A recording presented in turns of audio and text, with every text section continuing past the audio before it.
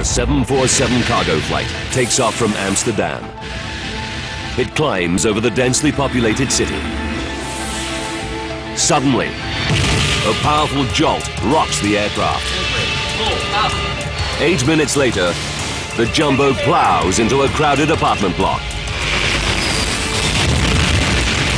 How did a routine flight turn into Holland's worst air crash?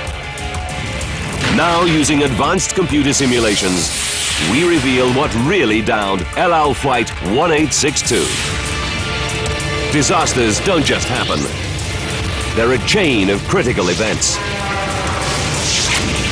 Unravel the clues and count down those final seconds from disaster.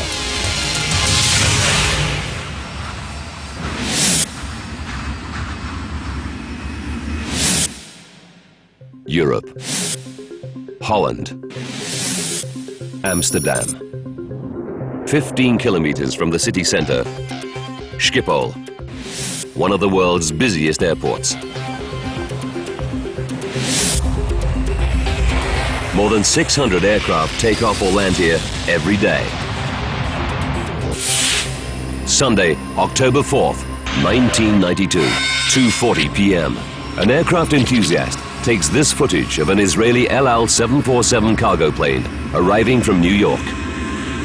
The jumbo will load up and refuel before flying to Tel Aviv in Israel as flight El Al 1862. 3 p.m. Loading begins, supervised by Jerry Plettenberg, El Al's operations officer.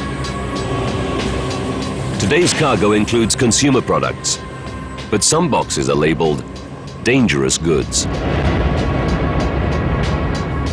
Jerry has a good idea what's inside. On El Al cargo flights, he's seen a huge range of military hardware. Apache helicopters, radar equipment, aircraft wings, missiles, jet engines for F-16, F-15s. All these weapons supply the Israeli military, which is locked in a 45-year-old conflict with Palestinian militants. The ongoing crisis makes El Al a top target for Arab terrorists. 7 years ago, gunmen opened fire on El Al check-in queues in Rome and Vienna, killing 19 people. The airline stays on permanent alert for more attacks. Armed security guards keep a close watch on all its planes and personnel. And before loading, all freight passes through a pressure chamber to detonate any bombs planted by terrorists. 5:20 p.m. Flight 1862 has passed security checks. Now the crew arrive for their pre-flight inspection. The 747 is 13 years old, but it still has at least 5 years of useful service before retirement.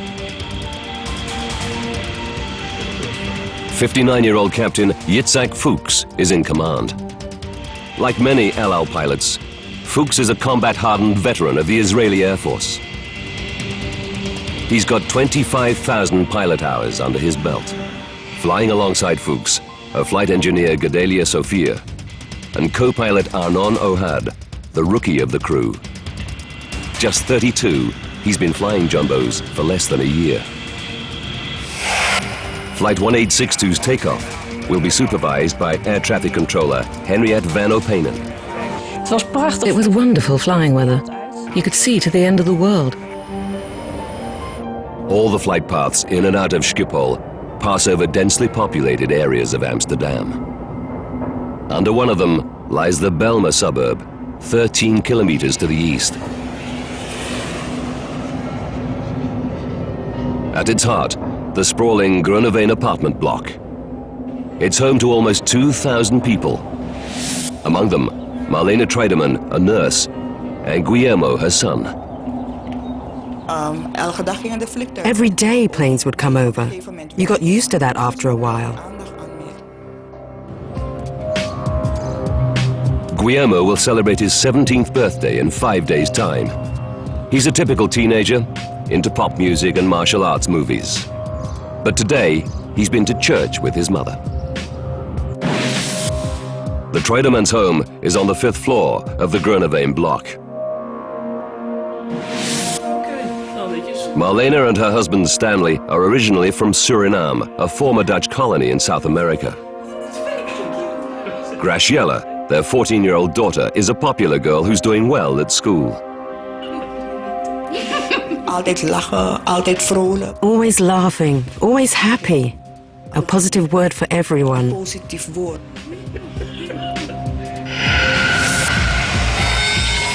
"6 p.m. On runway 1 at Schiphol, Captain Fuchs powers up the 747's 4 Pratt & Whitney engines. LL-1862, ready for taxi. He hands over to his young co-pilot, Arnon Ohad, to give him more flying experience on the 747. 6 minutes after takeoff, LL-1862 heads east over Amsterdam suburbs. 4300. 6:27 p.m. and 30 seconds. The engines are still at full thrust as the jumbo climbs to 6,500 feet. Everything is running like clockwork. The crew settles in for the flight to Tel Aviv. In less than 5 hours, they'll be back on home soil with their families.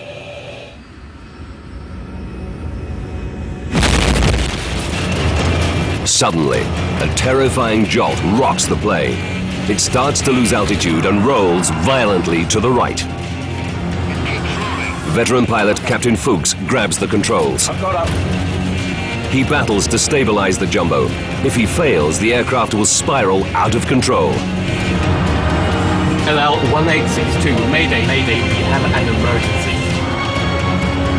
After 30 seconds, Captain Fuchs manages to wrestle the jumbo back to steady flight. Flight engineer Sophia desperately scans his control panels to try to find out what's wrong. Seconds later, another crisis. The instruments reveal that both engines on the right wing are out of action. It's a pilot's nightmare. Captain Fuchs must get back to Schiphol for an emergency landing. Fast. He tells co-pilot Ohad he needs the airport's longest runway. Request 27 for landing. Air traffic control clears the jumbo for the journey back to Schiphol. In that case, heading 360. 360 the heading. Roger. The return route to runway 27 will take the jumbo over the Belmer suburb where the Treidemann family lives. They and thousands of others in the crippled jet's flight path are completely unaware of the drama unfolding above them. LL-1862, a fully loaded 747 cargo plane, is badly damaged and rapidly losing height. LL-1862, Mayday, Mayday, we have an emergency. 6:30 p.m. Fire crews race into position at Schiphol Airport, where the jumbo is due to arrive in less than 10 minutes. The 747 must make a descending turn over Amsterdam to reach the correct altitude and line up for runway 27. Its final approach will take it over the Groeneveen apartment complex, where the Treidemann family lives. Marlena and Stanley decide to visit a friend nearby. They tell their children, Guillermo and Graciela, they'll be back soon.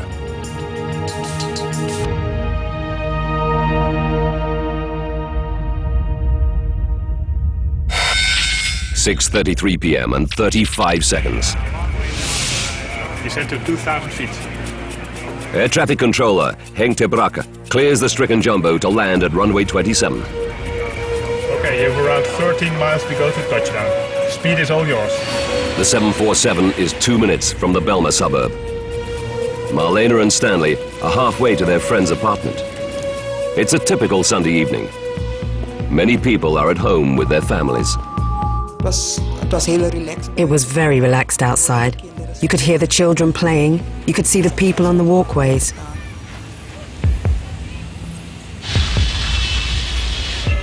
At this moment, as Captain Fuchs lifts the nose to slow the jumbo for landing,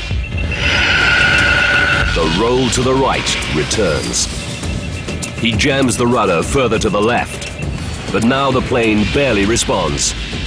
Co-pilot Ohad alerts Schiphol. Controlling problem. Controlling problem as well. The news sends a chill through Ter Brache. He immediately contacts his colleague Henriette van Openen. Hank summed that up to me by intercom and said, he is now in deep, deep trouble. 90 seconds later, Fuchs still battles to control the roll, but it's getting worse. And now, the Jumbo is losing height fast. It's just seconds from the Belma suburb. Here, unaware of the looming danger, Marlena and Stanley near their friend's apartment. Teenagers Guillermo and Graciela relax at home. 4 floors up, at the other end of the Groeneveen block, 31-year-old Andre Bos hears the approaching rumble of jet engines. You can describe the noise as getting louder all the time, and eventually it starts to roar. Suddenly, the roll accelerates to an extreme 90-degree angle, and the Jumbo spirals towards the Belma. Raise the flap. Get the gear down. Going down. Going down. Sink rate. Full up. The roar of the jet is now deafening. Andre grabs the phone to call the emergency services. Seconds later, a nightmare unfolds just meters from his home. I looked at the landing gear as it flew straight past my balcony. Marlena and Stanley reach their friend's apartment. In his 10th floor apartment, 36-year-old bank worker Rinus de Haan is about to eat dinner. A screech from his pet cat brings him to his balcony. He's paralyzed by what he sees. The Jumbo is heading straight for his apartment block. I saw my life go by in a flash from my childhood to that moment. I thought, it's over.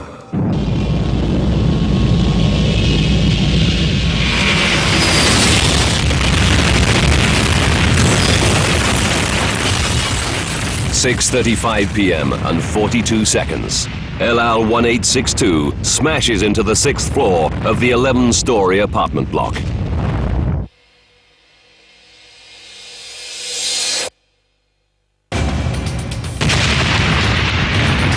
I heard a huge noise. It was as if a door slammed closed, like a bang. The impact knocks Rinus unconscious. Burning aviation fuel rains down onto dozens of apartments.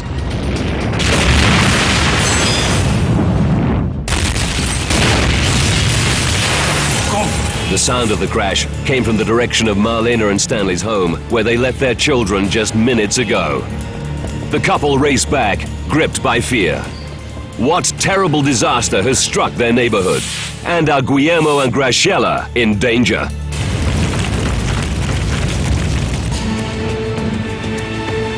El Al 1862, a 747 freighter laden with cargo, smashes into the 6th floor of an apartment block in Amsterdam.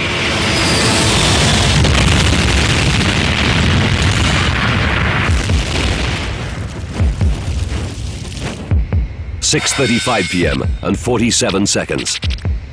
Air traffic controller Henk Ter Brache realizes the signal from the Jumbo has stopped. Up in the control tower, Henriette van Openen can see why. A column of flame and smoke reveals the Jumbo has crashed. Marlena and Stanley Treudemann race for home.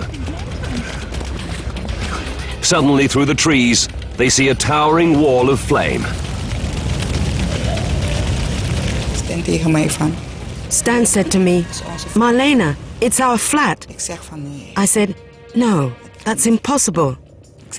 He said, Marlena, our children, our children. He was screaming. Stanley freezes. But Marlena runs to the burning apartment block. She finds a staircase and races to the 5th floor. I was only thinking, I need to find my children. I need to find my children.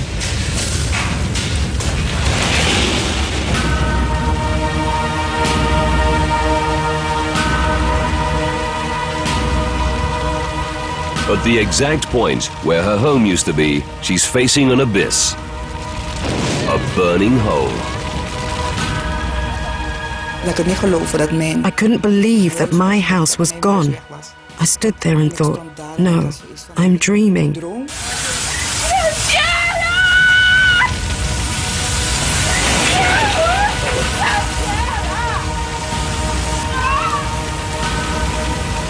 It suddenly occurs to Marlena that her children, 16-year-old Guillermo and 14-year-old Graciela, may have heard the plane coming and escaped. She starts a frantic search for them.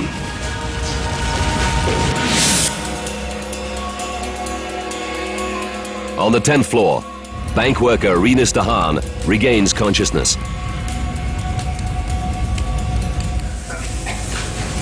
He staggers to his front door. To his horror, it won't budge.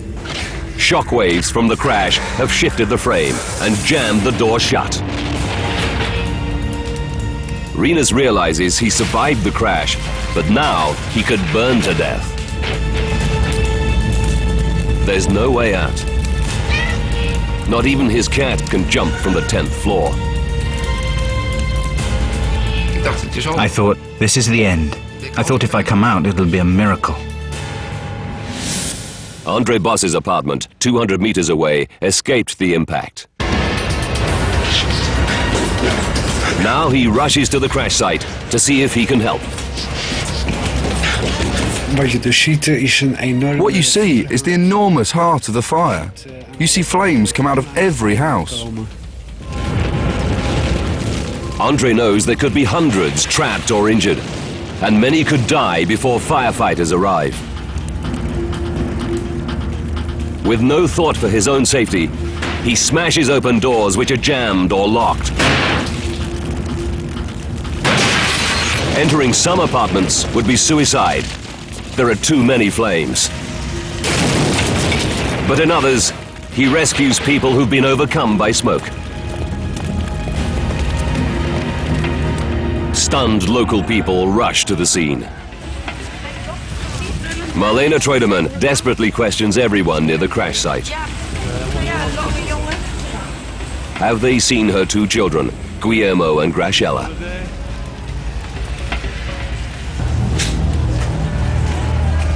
Still trapped in his 10th floor apartment, Rinus de Haan feels the temperature soaring as the blaze rages outside. At that moment, it was 58 degrees Celsius already in my house. I was sweating pints. Rinus fears he's got just minutes to live. But he can do nothing except pray that he and his cat will be rescued.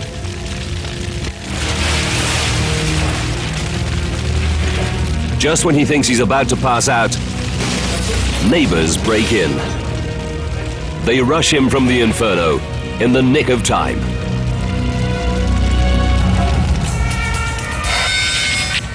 "6:40 p.m. Less than 5 minutes after the crash, the first of 16 fire engines from across Amsterdam arrives at the scene.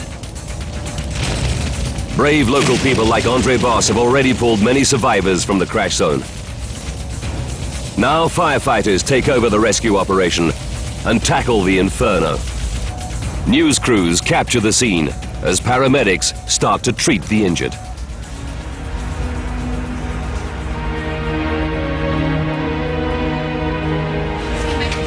"50 minutes after the crash, Marlena still searches for her children. But no one has seen them. The terrible truth starts to sink in. She said goodbye to Guillermo and Graciela less than an hour ago and promised to be back soon. Now, all hope of seeing them alive again is fading. At that moment, I felt as if I was dead myself. I felt as if I had died inside. Why did this have to happen? Why did my children have to go?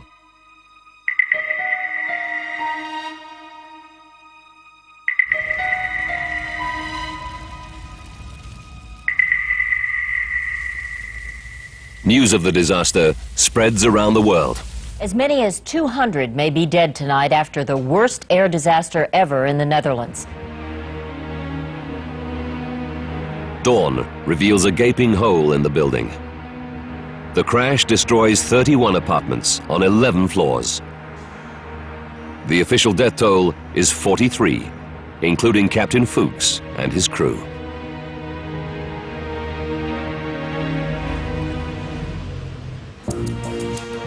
The Netherlands Aviation Safety Board quickly mobilizes 8 investigators. Frans Earhart is a senior member of the team.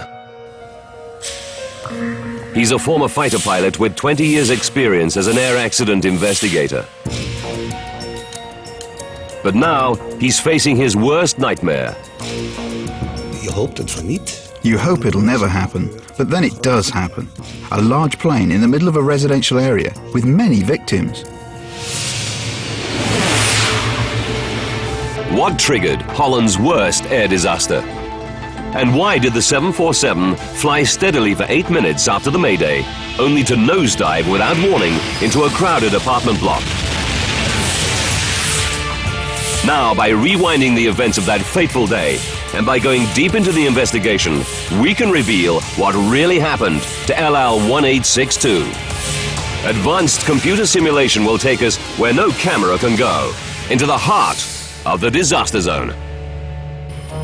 In that case, heading 360, 360 the heading. Earhart checks recordings from air traffic control at Schiphol. They reveal that co-pilot O'Hard reported losing power in both engines on the right wing. Number 3 and number 4 engine inoperative.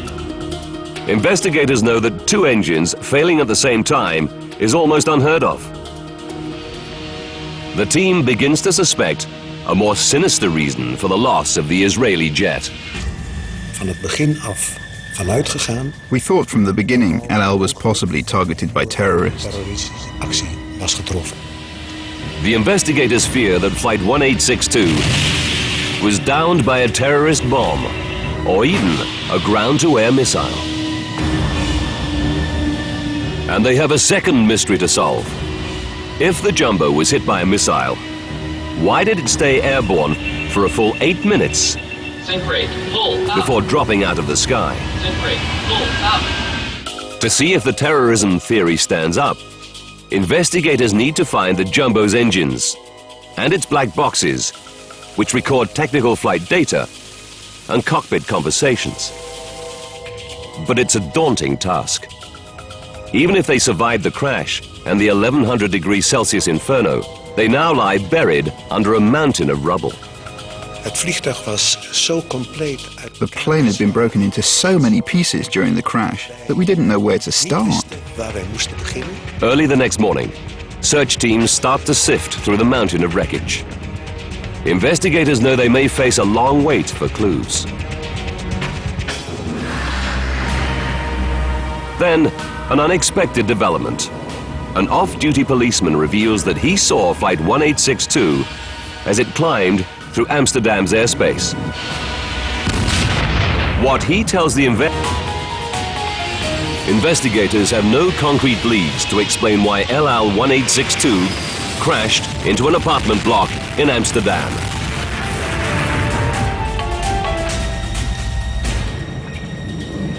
Then, Jan Kaspers, a detective with the Amsterdam police, tells them an extraordinary story. On the evening of the disaster, he and an old friend were enjoying a yacht trip on Gooimeer Lake, 10 kilometers east of Amsterdam. Their boat was moored right beneath LL1862's flight path from Schiphol Airport. At 6:27 p.m., they're preparing dinner. Suddenly, they hear a loud bang. Kaspers rushes onto the deck. In the sky, he sees a 747.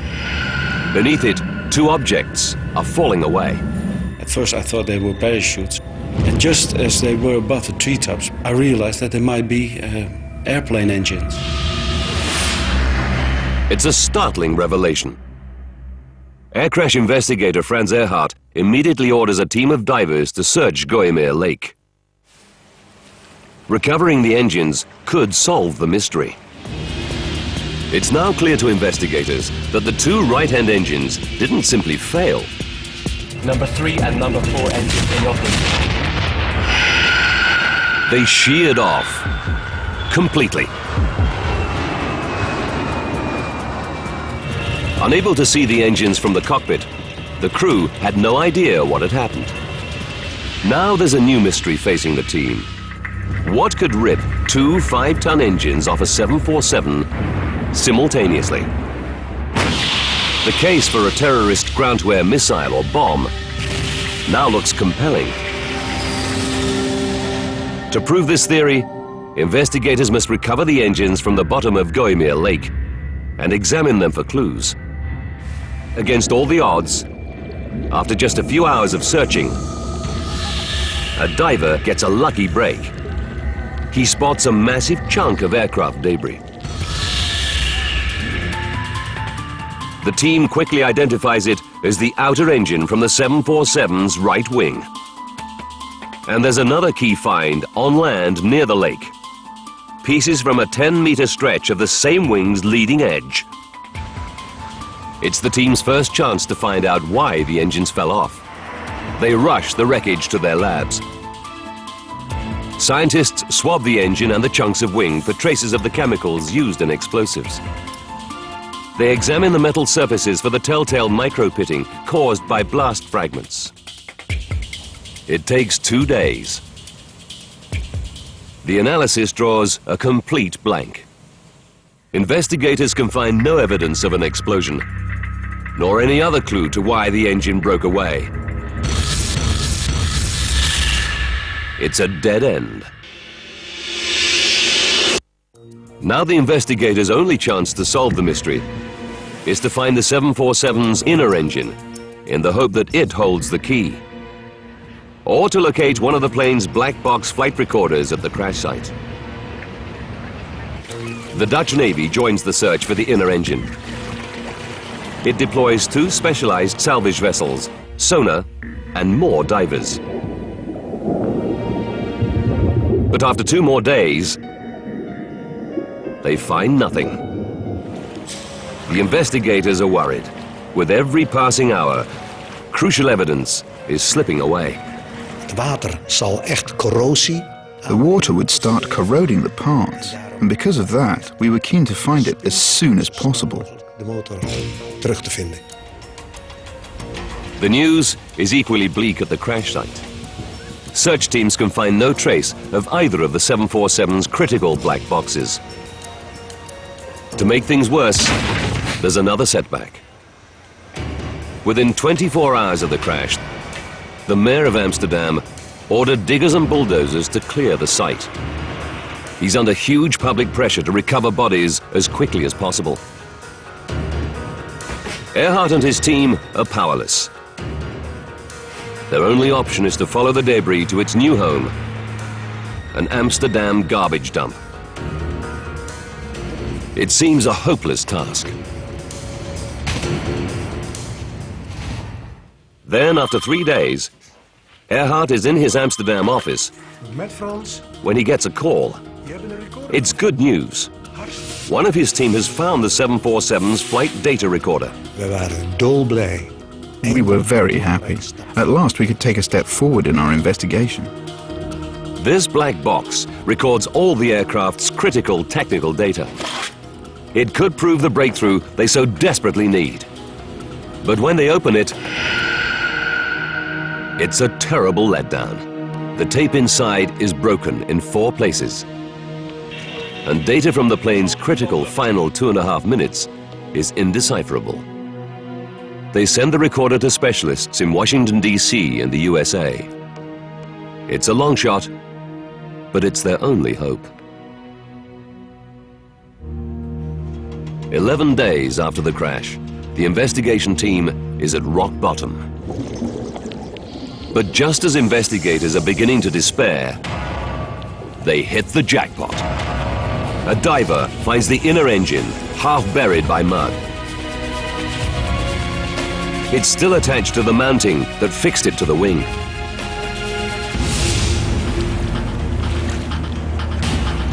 Earhart and the team are excited but cautious.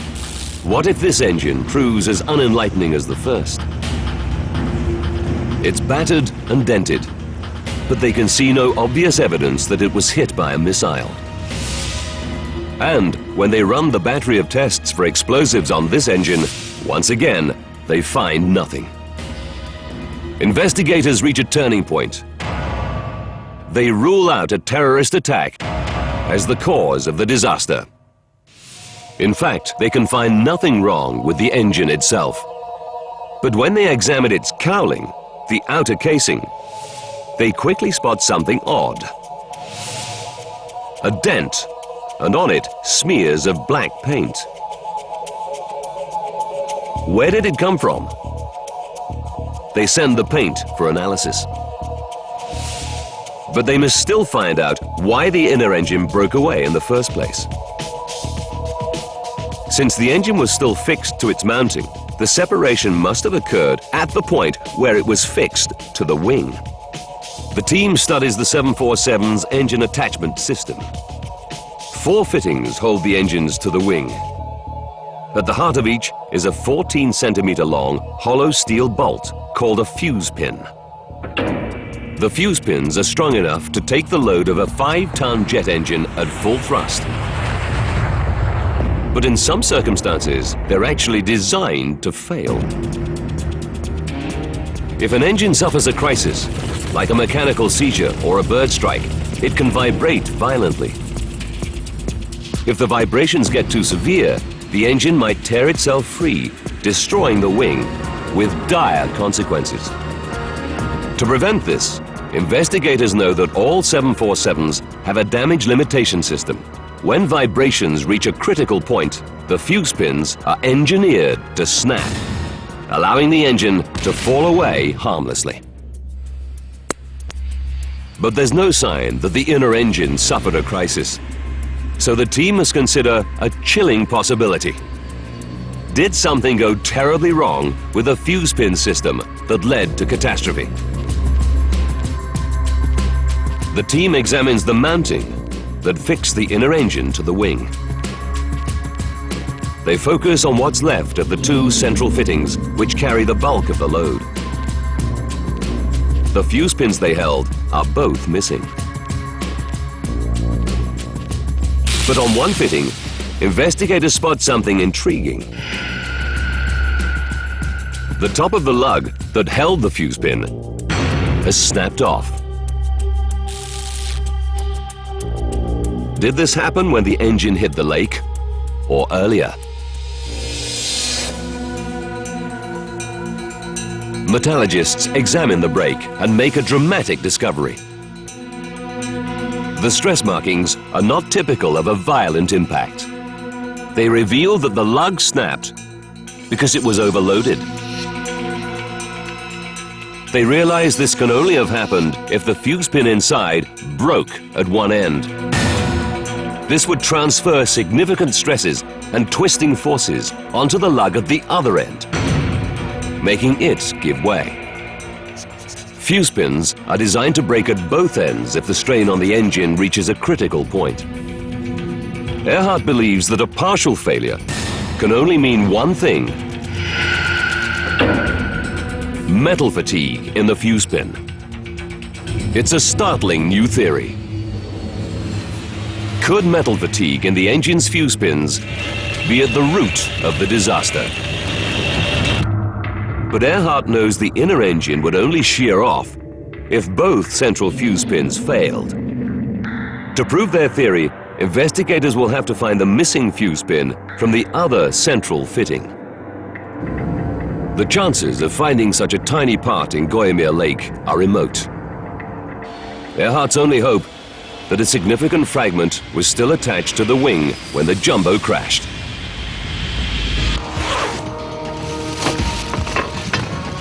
He deploys more than 20 workers to search the garbage dump where crash debris now lies. No one holds out much hope. The missing fuse pin was only 14 centimeters long and may have shattered on impact. Looking for the essential parts of the wing mounting was like looking for a needle in a haystack.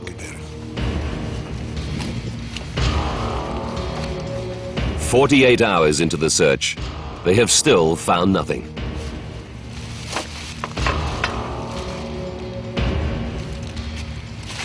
Then, on day 3, one of the team spots a piece of metal half hidden by garbage. It's part of the missing central fitting from the inner engine. And against all the odds, there's a chunk of fuse pin still inside. Investigators know it may be their last chance to solve the mystery behind the disaster. They begin scanning the fragment under an electron microscope as soon as it arrives from the rubbish dump. And they find their answer. In the wall of the fuse pin, there's a crack 4 millimeters deep. The patterns around the fault show all the classic signs of metal fatigue. The flaw started along machining grooves in the hollow pin's central bore. It's the breakthrough the team have worked so hard to reach. They already know that metal fatigue made one of the inner engine's 2 critical central fuse pins fail. Now, they have indisputable evidence that the other central fuse pin was also defective. With every flight, the microscopic cracks in the inner engine's fuse pins got bigger and bigger. On October 4th, 1992, they reached a critical point. At 6,500 feet, with the engine at full thrust, the faulty fuse pins fail.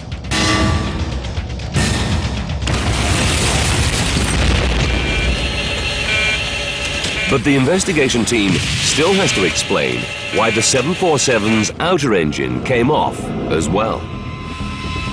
It's almost inconceivable that 2 sets of fuse pins could fail at the same time.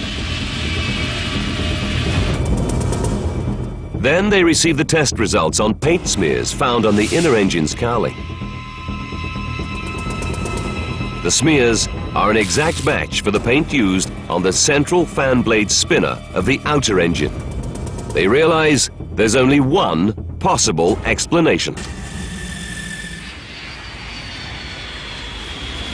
The inner engine was at full thrust as the plane climbs. So when it shears off, it doesn't fall harmlessly away, it shoots forward. A split second later, it falls back, and by sheer chance, strikes the outer engine, smashing it off the wing. The impact also rips away a 10-meter stretch of the wing's leading edge. Investigators now know that a freak accident caused 2 engines to fall off Flight 1862. Mayday, mayday.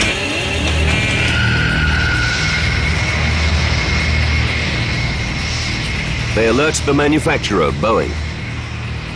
It immediately instructs airlines operating the 1,000 747s around the world to inspect all fuse pins and replace any that are faulty.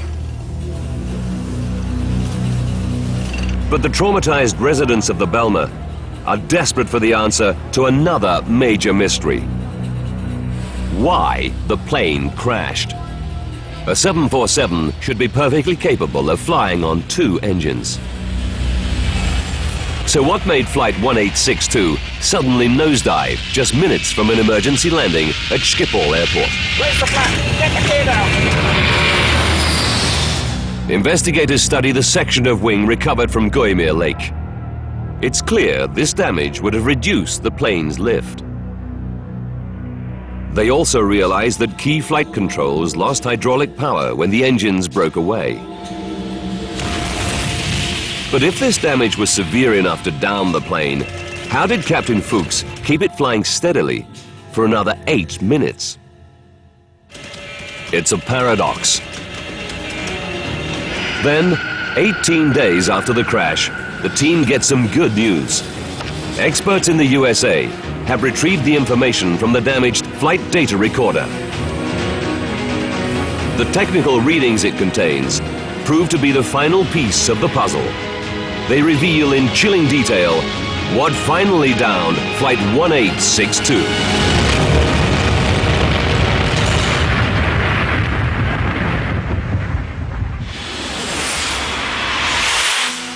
Investigators know that metal fatigue caused one engine to shear off El Al 1862 and smash off a second engine. The incident also destroyed a section of the right wing's leading edge and disabled key controls. Mayday, Mayday, we have an emergency. But the damage was clearly not severe enough to down the plane immediately. Why did it suddenly spiral out of control a full 8 minutes after the Mayday call?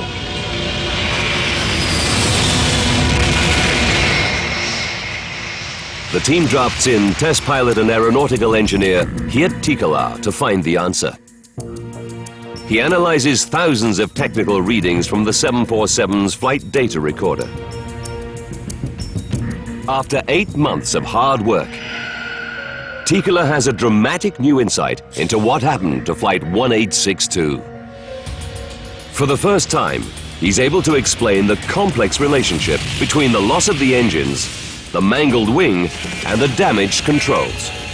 He discovers that although the crippled plane could still fly, a crash was inevitable as soon as it tried to land. De crew had geen keuze. The crew didn't have a choice. They could do nothing else. They were doomed to crash.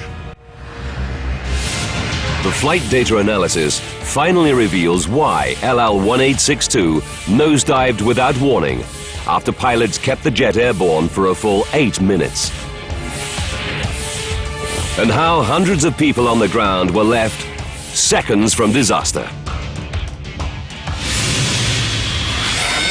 8 minutes to disaster. Defective fuse pins holding the inner engine to the wing snap, causing the plane to lose not one, but 2 engines. This catastrophe also damages a 10-meter stretch of the wing's leading edge, causing a major disruption of airflow over it. This reduces lift on the right-hand side and makes the 747 roll to the right. Captain Fuchs has also lost 2 hydraulic systems, controlling key anti-roll devices. He only manages to wrestle the jumbo back to level flight by pushing his remaining controls to the limit. The flight data analysis reveals that his current airspeed of 280 knots is the key. It's just high enough to get sufficient lift out of the right wing to keep them aloft. 39 seconds to go. 5 kilometers from the Belmer apartment complex. Now Captain Fuchs lifts the jumbo's nose to slow the plane down for landing, unaware that this routine procedure will have fatal consequences. The flight data reveals that this change in angle worsens the disruption in airflow over the mangled right wing. The result is a further loss of lift on this side of the plane, and it starts to roll again. Captain Fuchs struggles to pull it level. But his airspeed has now dropped below 260 knots, reducing lift even more. This time, his damaged controls cannot save him. Controlling problem. 30 seconds to disaster. As the roll and loss of lift reach a critical point, the 338-ton jumbo plummets earthward. Get the gear down. 1862 going down. El Al 1862 nosedives from 2,500 feet.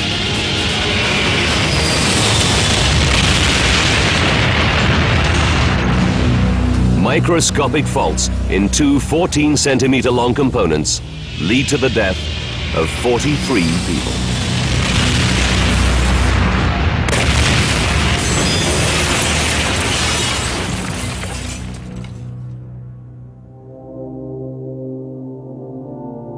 Rescue workers found the bodies of 16-year-old Guillermo and 14-year-old Graciela the morning after the crash, just meters from where their home once stood. Medical experts believe they were killed instantly. After the disaster, the children's parents, Marlena and Stanley, moved to another part of Amsterdam. They couldn't bear to live in the area where their children died. Het is niet makkelijk, dat geef ik ook toe.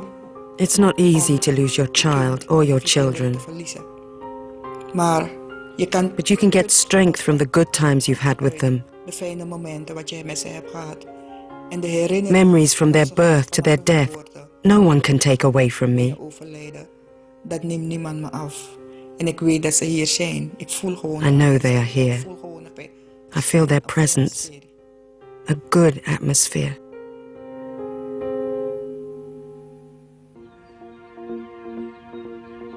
The apartments in the crash zone were demolished, but their foundations remain. Nearby is a permanent memorial to the victims.